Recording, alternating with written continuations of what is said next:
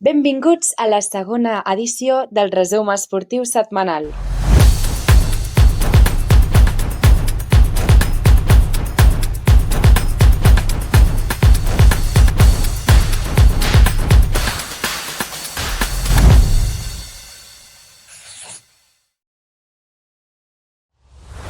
La primera protagonista ha estat l'Eger Rítmica de Lloret, que a la segona fase de la Copa Catalana celebrada a Tarragona ha aconseguit excel·lents resultats.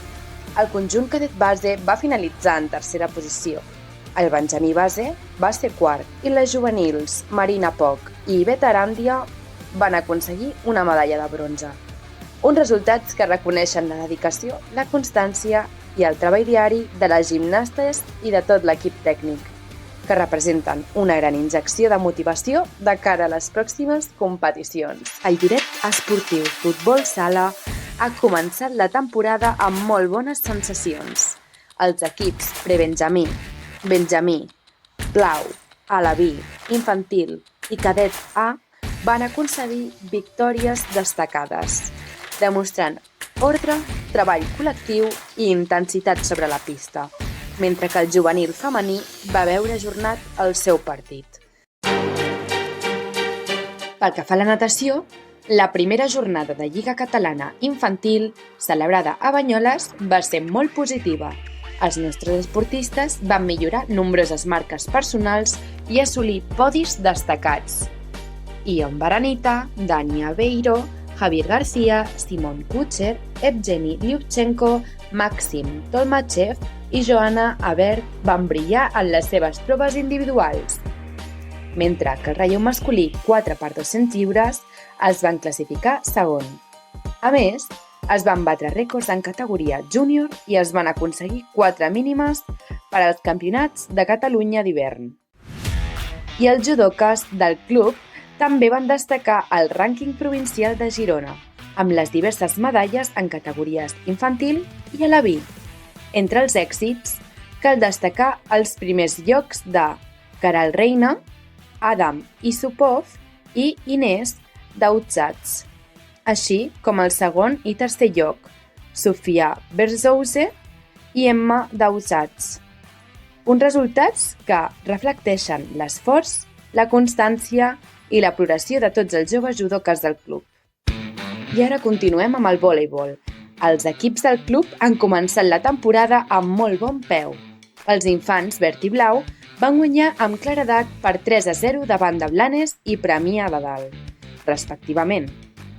La tira blau es va imposar amb contundència en ambdós partits fora de casa per 0-3, liderant la classificació, mentre que la tira verd i la masculina van partir derrotes fora de casa. Els nous equips sèniors, tant femení com masculí, també van començar amb victòries, mostrant gran potencial per la temporada.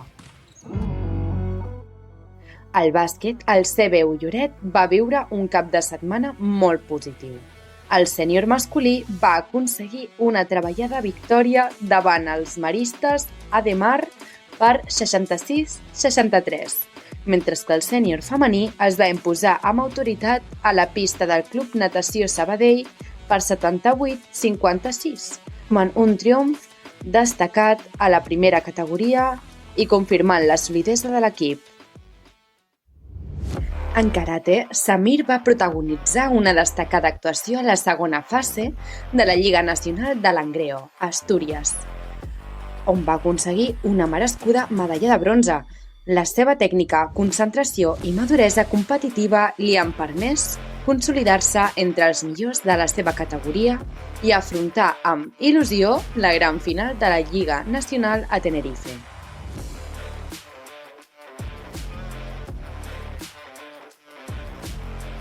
En futbol, el club de futbol lloretà va patir una ajustada derrota per 2-1 al camp de l'Argentona, tot i mostrar una gran actitud i lluitar fins al final. Per la seva banda, el Juventus Lloret Futbol Club A va signar una victòria contundent per 4-0 davant el Torroella, mostrant un joc sòlid i molt efectiu.